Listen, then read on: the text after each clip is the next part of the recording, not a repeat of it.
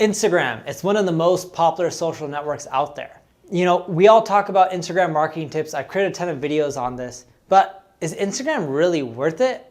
Is it gonna drive you business? Is it gonna drive you revenue? Is it even worth you spending time on Instagram? Hey everyone, I'm Neil Patel, and today I'm gonna break down if Instagram marketing is really worth it. We all talk about Instagram, we all use it, I have it, my follower count is continually going up. Is it really worth it? And I wanted to create a video that would answer that question. And the reason being is I want you guys to have realistic expectations, because everyone continually asks me like, hey, how do I get more followers on Instagram? You know, how do I get to 100,000 followers?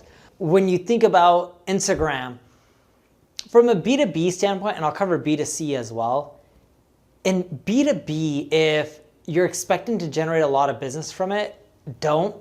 You may get more brand awareness, and indirectly, yes, that can help you generate business, but you're not gonna get someone buying $10,000 products from you all day long on Instagram. I'm not saying Instagram isn't profitable. I'm not saying you can't generate sales. If you look at what I've spent on Instagram and what I've generated in revenue, I've generated hundreds of thousands, if not millions of dollars from revenue. Actually, it's in the millions of dollars in revenue, and I haven't spent nearly as much. Now, you may look at that being like, oh, that's awesome. That means Instagram's worth it. Well, if you look at how much more revenue I've generated from SEO or paid advertising, it's way greater of a return than Instagram. You can't do everything, so you gotta focus your efforts. In B2B, I do believe, I'm not an anomaly, but it's harder to do what I'm doing and most people can't. And for that reason, you're not gonna really get too much of an ROI, but hey, it's a good place to be because there's a ton of business people. You won't see an ROI just pitching your products and services. You will see a better ROI if you just create content that other successful B2B people that want to follow, they'll get to know you, and eventually some of those indirectly may turn into customers. On the B2C side, you know, I know a lot of people who pay the Kardashians money and other people like that for advertising. Here's the thing. Like, I had someone the other day and they're like, yeah, I paid Kris Jenner $85,000 for a post. Now, what do you think happened with Kris Jenner when she took that money? She promoted that product, but what do you think happened to that company? They generated less than $85,000 in sales. On top of that, they have a physical good, so there's cost involved in their product. They're hoping they can make it up in the lifetime value of the customer, but still, they lost money.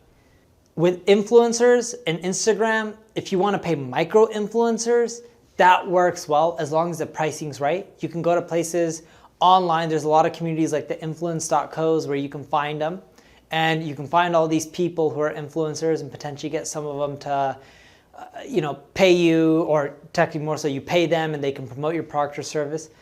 But in general, unless their prices are reasonable, it's not going to work too well. And if you only get one influencer to post, it's not going to work too well. Yes, a Kardashian's different, and even that doesn't really work most of the time. You need a lot of micro influencers at once and create that big splash for it to work. And if you don't time it right and just spread it out over a period of like 6 months, it's not as impactful versus if everyone in a 2 or 3 day period within your space started talking about you. It's just like, you know, when Facebook gets a ton of press for breaching privacy or users' passwords or whatever issues or government regulations, I don't know what press issues they're running into, and I'm not saying they are doing wrong things or right things, it's just whatever press they're in. When everyone talks about them at once in the news, they're more likely to be the trending topic. That's the same thing that happens with influencers.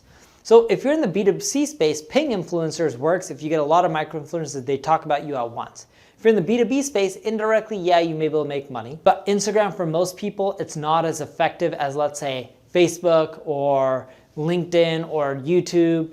And the biggest reason is it's hard to link people from Instagram and get them to buy. Yeah, you can do things like swipe up, you can add links in your bio, but unless you're willing to spend the money on the paid ads, it's hard to get people, based on Instagram's restriction, to just have your post linking out to your latest product or service. And that's why it's really hard to generate an ROI from Instagram. Now, does this mean I'm gonna stop using Instagram? No, I already mentioned I make decent money from Instagram.